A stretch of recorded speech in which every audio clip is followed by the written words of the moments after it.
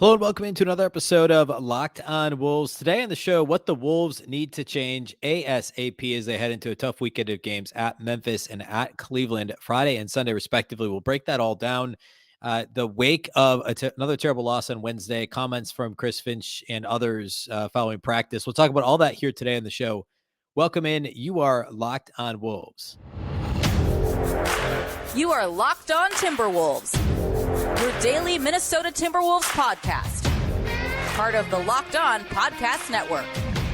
Your team every day.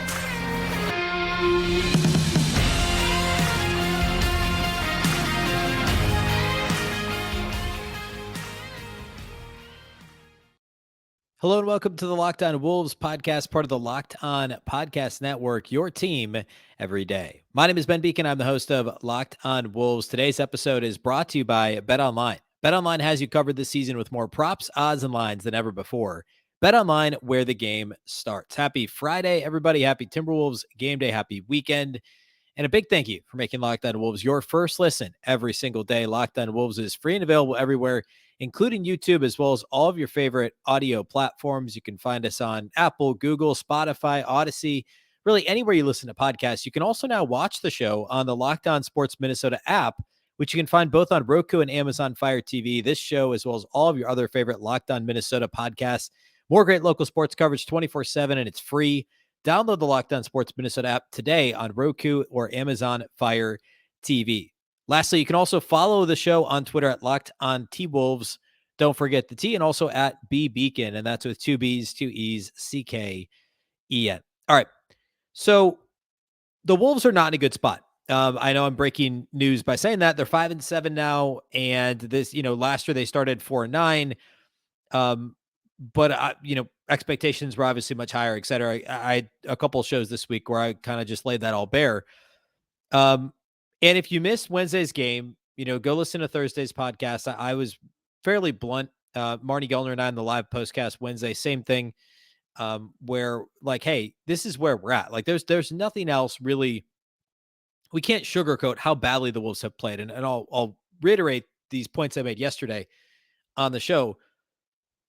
The Wolves have lost 3 out of their last 4 games by double figures. Not 3 out of the last 4 losses, 3 out of the last 4 games. They beat Houston on Saturday, but the other 3 losses, 3 out of the last 4 games have all been double-digit losses. They've lost 5 of 6, and all 5 losses have been not by 9 points or more. And of their 7 losses to this point this season, only one of them was really competitive, a competitive loss, a truly competitive loss. That was the overtime loss to Utah. The other losses were all blowouts. Some appeared closer than others. I think at Phoenix was maybe the only other somewhat competitive loss where the Wolves kind of hung around for most of the game. It never really felt like they were going to win, but the others were really blowouts. Even though they lost by, 12 or 13 on Wednesday, that game was 27 points, and it never really felt, or 24 points. It never really felt close. Ditto to both of the San Antonio losses, really.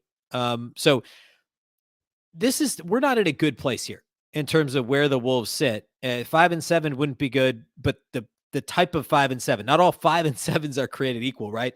4-9 felt gross last year. I don't think the vibes were quite what they are now, right? There was expectation the Wolves would be better last year, but it was still for Chris Finch's full year as head coach. It was still, Ant's second season. It was still Karl-Anthony Towns having not played a full year in a couple of seasons due to injuries and COVID, et cetera. And last year was also just kind of a weird year coming out of and into shortened season because of COVID. But this year, Rudy Gobert is on the roster now. They added another All-NBA talent. They have 3 players that were in the ESPN Top 25. They have 3 guys who very well could be All-Stars this year. 2 that have been, 3 that have been All-Stars if you include D'Lo. And a couple All-NBA centers, and yet they're 5-7 and have not played well. I said this the other day. This was before Wednesday's debacle, after Monday's. We're 2 debacles into this week, if you're keeping track. Last year, the Wolves started 4-9. Last year, the Celtics started 16-18 and lost to the Wolves at the end of December, a very short-handed Wolves team that was playing Chris Silva off the bench, and Jake Layman played 24 minutes, and 4 out of 5 starters were out of the lineup. Actually, I think all 5 starters were out of the lineup for the Wolves. The Celtics lost. The Celtics fell as low as 18-21 as late as January 6th. They didn't get above 500 for good until January 29th. And the Boston Celtics won the finals last year. And they had a brand new head coach. Or sorry, not won the finals, went to the finals last year to represent the Eastern Conference. And that was with a brand new head coach. I guess largely the same roster as the year prior, but a new coach. So there is hope. I think it's important to say that. Like, on the one hand, we can be absolutely critical of where the Wolves sit now and understand that they are not playing well. They're not playing anywhere close to well. They're not playing hard, which is the biggest issue. I harped on this. I harped on effort. I don't know, probably every day this week on the show. Certainly following Wednesday's game, certainly following Monday's game. They're not playing well. They're not playing hard. They're not playing together. There's really nothing good about how they're playing. We can say that and still say, well, they're still only 12 games into the season, which, like, we could keep saying that, but you get to 20, we're talking about the quarter pole of the season. We're only a couple weeks away from that, 3 weeks away, really. So I think both can be true, right? They can both be playing terribly, and we can acknowledge that, hey, the season's far from over. There's a lot of time to right this ship. Both are true in this instance with the Timberwolves. I don't think there's any question about that at all. Related to Wednesday's game, we talked pretty much ad nauseum about the issues the Wolves had contesting threes, the defensive coverages. I continue to feel this way related to the defense. It's more about want to than it is about not understanding. There was some comments on Twitter about, like, hey, is this Chris Finch? Like, do they not know what they're supposed to be doing? Well, I mean, hey, they're pro basketball players. They're being asked to play a zone. Like, I learned zone when I was in middle school, right? Like, if you are in the NBA, you should know what your responsibilities are in a zone coverage defensively. Now, the Wolves shouldn't have to be playing zone as much as they have been lately. That's essentially the fallback, because nobody can actually maintain their man-to-man responsibilities and understand what they're supposed to do in pick and roll, or at least execute in pick and roll. It's a way to try and cover for guards that can't get through ball screens. It's a way to try and cover for guys that are unable or unwilling to contest three-point shooters. So, yeah, I mean, like, at some point, coaching gets called into question. And for a team that's underperforming, you have to talk about the coach. Like, nobody's saying Chris Finch is blameless, but the players have to play hard.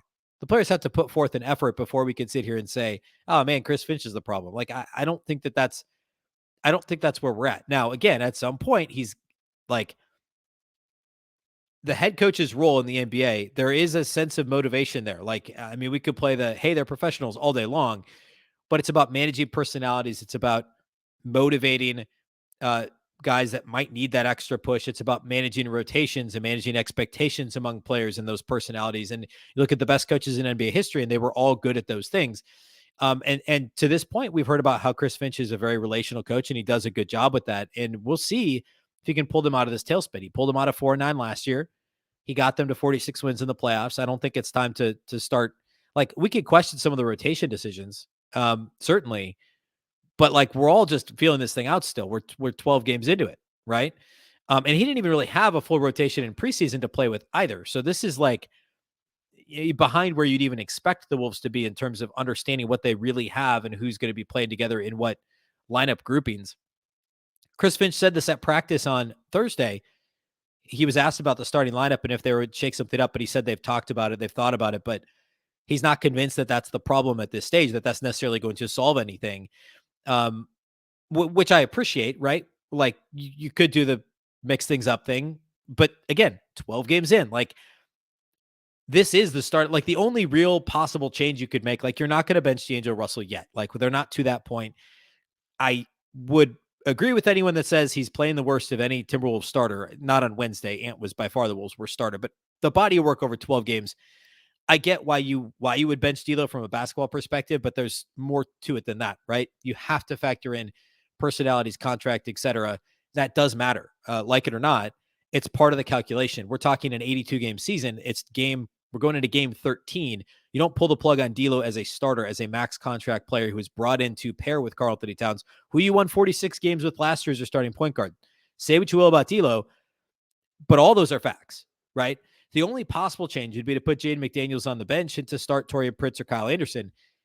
But Jaden McDaniels is generally playing well. If he stays on the floor and stays out of foul trouble, and if he gets into foul trouble, then you're effectively doing the same thing anyway, because you're playing Prince or Anderson with that group regardless. And it's not like Prince or Anderson is playing, certainly in the last few games, they haven't played better than McDaniels. So I don't know what shaking up the lineup would really do. So I agree with Chris Finch when he says that, like, hey, this isn't, I don't know that that does anything for us. So don't expect any changes there. I should also note, I do want to preview the game Friday, but Naz Reid will not be available Friday. Apparently, he's still ill, although Austin Rivers is not on the injury report that was released on Thursday during the day. So we'll keep an eye on that as we go into the game Friday. I want to preview the matchup. I want to talk Wolves Memphis, and then I want to briefly talk Wolves Cleveland because they play the Cavs on Sunday. So we'll do all that here on the show. First, though, today's episode is brought to us by our friends over at BetOnline. BetOnline.net is your number one source for sports betting info, stats, news, and analysis. Get the latest odds and trends for every professional and amateur league out there, from basketball to football to soccer and esports. We've got it all at betonline.net. The weekend, still fantastic. College football season's got, like 3 weeks left in the regular season before we get into that weird gap before bowls. So you got like 3 more weeks of great college football, plus the teeth of the NFL season. Basketball weekend, baseball's over now, but like everything else is happening. November is a really good sports month. So now's the time to get over to BetOnline. If you love sports podcasts, you can also find those at BetOnline. We're always the fastest and easiest way to get your betting fix over at BetOnline. Head to the website today or use your mobile device to learn more. BetOnline, where the game starts.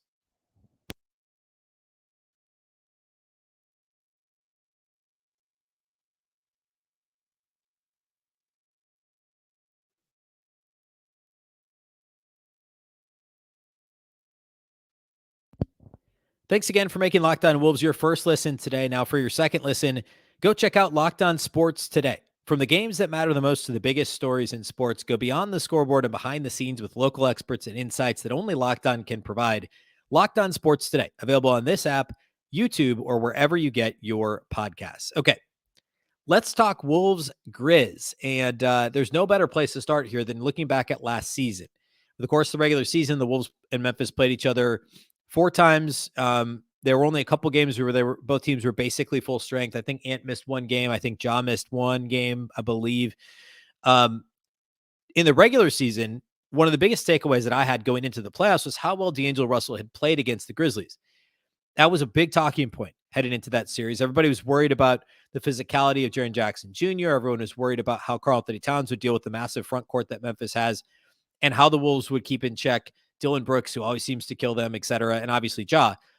In the playoffs, a lot of that didn't exactly turn out to be an issue. Yes, Dylan Brooks was still great. That was probably the one that was the most true of the ones I just listed.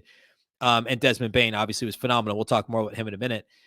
But the Wolves actually did a pretty good job on Ja Morant, and we'll talk about that too. And looking at the Grizzlies roster now, and I should also point out that going back to the very first thing I said about the matchup, D'Lo had a miserable playoff series, right? He did not play well at all against the Grizzlies last year in the playoffs. In fact, I have his numbers right here, and they're not great. D'Lo last year, over 6 playoff games against Memphis, averaged 12 points on 33% shooting, 12 shots per game. So 12 points on 12 shots, which, I mean, that's not good. 33% shooting from the field for D'Lo. He was 38% on threes, 38.7. He averaged 6.7 assists. So 12 points, 6.7 assists, and nearly 3 turnovers per game. And again, shot 33% from the floor across the 6 games. Now, on the flip side, the Wolves did a good job on Ja Morant. That was mostly Anthony Edwards, by the way. Ant wanted to guard Ja and did a pretty good job. There were a couple of exceptions, obviously, and Ja was big in some of those, second half collapses the Wolves had. But Morant had 21.5 points per game during the series on just under 39% shooting. So they held him to 38.6% shooting, 20% from 3. He did get 11 free throws per game. Remember, that was a common theme of that series was the Wolves. Their MO during the season was they fouled a ton, and it happened again in the series. It was a huge part of the Wolves-Grizzlies playoff matchup last year. It was just the Wolves could not stop fouling. To this point this season, by the way, the Wolves have been a little bit better in that regard. Fouls per game haven't been great, and of course, McDaniels and Towns are primary culprits there, but they've been mostly avoiding putting opponents on the line. Through 12 games, the Wolves are 6th in opponent free throw rate defensively. So they've done a pretty good job of that. But again, it's always been an issue against Memphis. And also to this point in the season, I should point out that the Grizzlies, again, in the current season now we're talking about, offensively are 27th in free throw rate. So they're not doing a great job at getting to the line. So that math, at least sitting here right now, coming into the game through small sample size of 12 games for each team, that works in the Wolves' favor. They're not fouling it, or they're not allowing a ton of opponent free throws, and Memphis isn't getting a ton of them. Now, last year in the playoff series, Ja Morant got 11 per game. Brandon Clark got 6 free throws per game. He's playing really well so far for their shorthanded front court as well. Of course, Jaren Jackson Jr. out for at least another 4 to 6 weeks from right now, if not longer, probably into January. So Brandon Clark's playing a lot more. The starting lineup for Memphis looks a little bit different than what we got used to last year. Still Steven Adams to deal with there in Memphis. But they're also starting Santi Aldama. I think I said that right? Santi Aldama. Yeah, Santi Aldama. I psyched myself out. They're starting Santi Aldama and Steven Adams. So it's a big starting front court. There isn't as much size off the bench. Remember, Brandon Clark isn't huge in terms of backup bigs. He's like 6'8"-ish. And he's kind of it, right? They start basically their 2 7-footers that aren't Jaren Jackson. So like the Wolves actually have the size advantage in this matchup, which is not something you could have necessarily said going into the playoffs last year when they had Karl-Anthony Towns at the 5.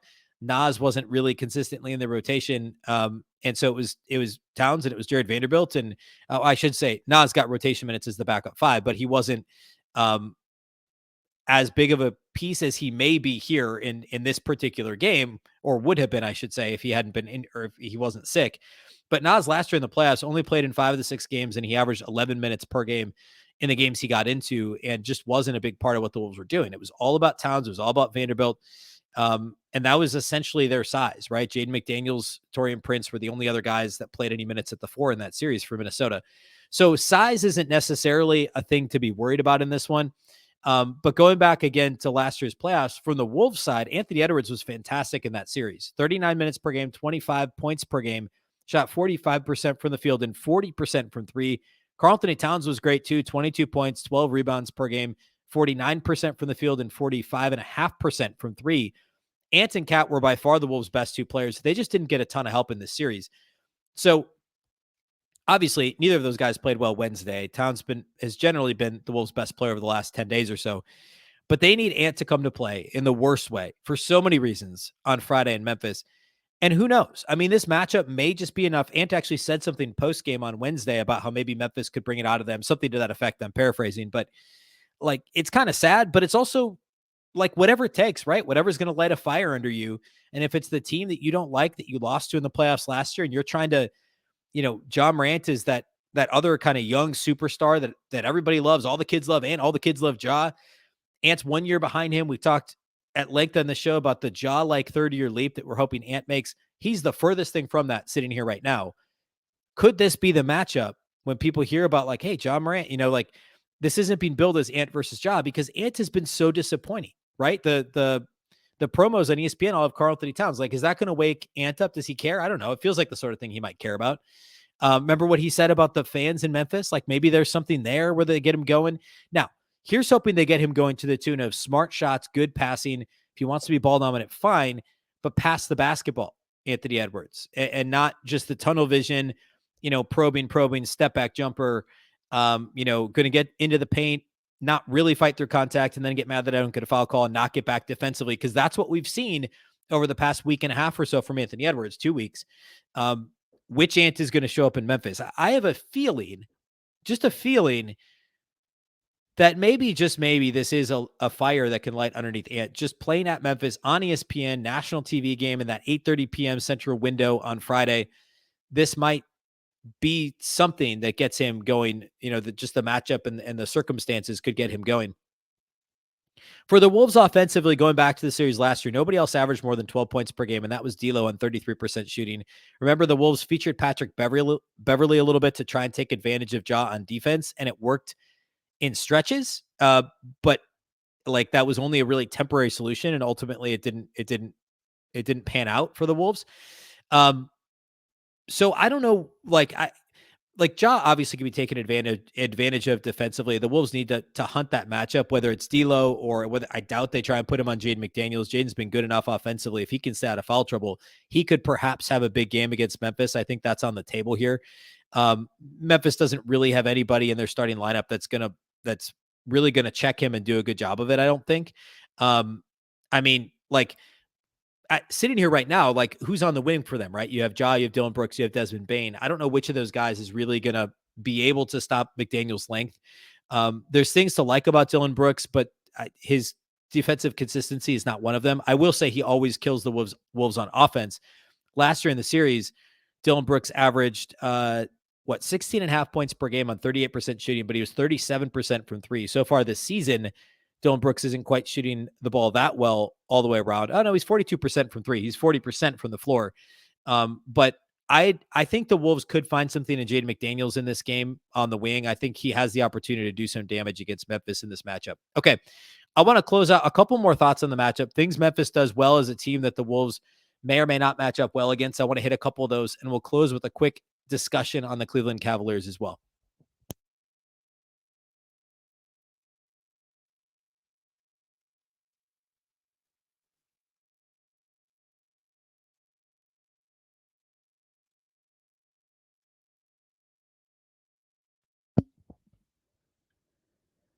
All right, a couple final thoughts on Wolves Grizzlies. Memphis is as a team, Memphis is still a dangerous team on the glass. Even without Jaren Jackson Jr., they're second in offensive rebound rate league-wide. Brandon Clark's a huge part of that. He's fantastic on the glass. And the Wolves are going to have to deal with him. Steven Adams, of course, I think he might be leading the league in offensive rebound rate. Xavier Tillman, when he gets into the game, is also a good offensive rebounder. Santi Aldama, who I mentioned earlier, like almost to a player, they're a strong offensive rebounding team. Defensively rebounding the ball, they're not nearly as good. Adams and Brandon Clark are kind of the two you have to check on that end of the floor, but they're 25th in defensive rebound rate. So the Wolves have some opportunities for second chance points, especially if Adams and or Aldama are not on the floor. If one or both of them ends up in foul trouble, or if they're, rotation wise, if one of them is not on the floor. Between Rudy Gobert, Karl-Anthony Towns, and I guess unless Nate Knight sees regular minutes, we're looking at another shorthanded front court for Minnesota. Potentially small lineups like we saw them tried out there on Wednesday for Nate Knight only played 5 minutes. So with Rudy and Cat in foul trouble, it was Torian Pritz and Kyle Anderson in the front court. But if the Wolves can stay out of foul trouble, can keep Rudy or Cat on the floor at all times, they should have some second chance point opportunities, which just have not been there this season for the Wolves. It's easy to forget that was a big part of what the Wolves did last year. A big part of their offense was second chance points. As bad as they were on the defensive glass, the Wolves were a good offensive rebounding team a year ago. Jared Vanderbilt was a massive part of that. Rudy Gobert is a good offensive rebounder, but we've only seen that in spurts this year. It hasn't been consistent. So Rudy, Cat, and then Jaden McDaniels and Anthony Edwards, like those guys have to rebound their positions, but second chance points could be a big part of this game for Minnesota. Secondly, Memphis is a good three-point shooting team. They don't shoot a ton of threes. They're 19th in three-point rate. They're 16th in three-point attempts per game, but they're 6th in percentage. And they've got some guys that are shooting light out. Ja Morant, by the way, like coming into this season, and what did he shoot last year? 34% from three. He was 30% the year before that. He's currently 45% from three on more than 4.5 attempts per game. He's averaging a career high in attempts per game through 11 games so far. And by far a career high, 11 points higher than he shot last year. Obviously that's going to come down a little, but 45% through 11 games is bonkers for Ja Morant. Desmond Bane is not surprisingly shooting 46%, one of the best shooters in the league. Dillon Brooks is 42%. John Conchar is 41%. And then beyond that, it drops off. Tyus Jones, the only other one that's above 30% on the roster. But this is a good three-point shooting team. They pick their spots, and they're good at it. The Wolves have not defended the three-point line well. Part of that is bad luck. Absolutely, no question about it. But part of it is lack of hustle, lack of competitiveness, an inability to close out under control and contest shots. All those things have to be better against a well-coached, disciplined team like the Memphis Grizzlies, because discipline maybe isn't the best word. They know what they're all about, and they're going to pick their spots when it comes to three-pointers. And the Wolves need to be really careful with that, because if they lose that three-point battle like they have each of the last couple times out, they're going to be in big trouble.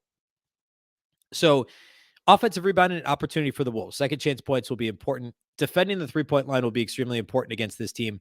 And then the other thing is playing fast. Memphis, pace-wise, they don't have a problem with playing fast, but they're currently 18th in pace in the league. And the Wolves have to get extra possessions as long as they're like, we talked about this the other day.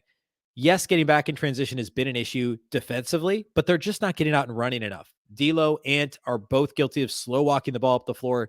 It's why it was almost refreshing in a weird way when Rudy Gobert sprint dribbled up the floor himself in the first half of the game the other day, because somebody was actually pushing the basketball. So the Wolves need to keep that pace up. And I know they're first in pace still and whatever, but they still need to play faster, especially when the offense is struggling. Or actually, they're third in pace now. They went down a little bit after the last game. When the offense is struggling as much as it is in the half court, they have to get easy buckets in transition. And this is a good team to try and do that against. That starts a couple of 7-footers. I know the Wolves do too, but Ja Morant's not going to be a good defender in transition. You try and get those guys in foul trouble as well. That's a way for the Wolves to get some easy points. So second chance points, fast break points, and then defensively guarding the 3-point line is going to be huge. All right. Let's look ahead briefly to Sunday, the matchup against the Cavaliers. As of right now, when I'm recording this, the Cavs are 8-3. They play Friday night at Golden State. They lost at Sacramento on Wednesday. So they're 8-3 now after that loss. At Golden State, is a tough game Friday. So they could be 8-4 going into Sunday. But they've been one of the league's most impressive teams to this point. Pretty much across the board. They're third in offensive rating, third in defensive rating. They've been relatively healthy. Of course, no Ricky Rubio until probably almost certainly after the first year with the ACL. But Donovan Mitchell's been unbelievable. He's averaging just a shade under 32 points per game. He's shooting 51% from the field and almost 45% from three, which are marks that Donovan Mitchell that's not typical Donovan Mitchell, right? He's shooting the ball absolutely lights out. They've got just a massive lineup with Jared Allen and Evan Mobley. To this point, I underestimated how good the Cavs would be. I did a whole show, I'll just admit this, back in August or whenever the Donovan Mitchell trade happened, when I said, hey, why are people talking about the Cavs as a much better team than the Wolves? I like the Wolves roster better. Well, as of right now, 11 games, 12 games into the season, in the case of the Wolves, I was dead wrong. I mean, obviously lots of time for things to change, but the Cavs have gelled extremely nicely. Kevin Love, Cedi Osman have both been great off the bench.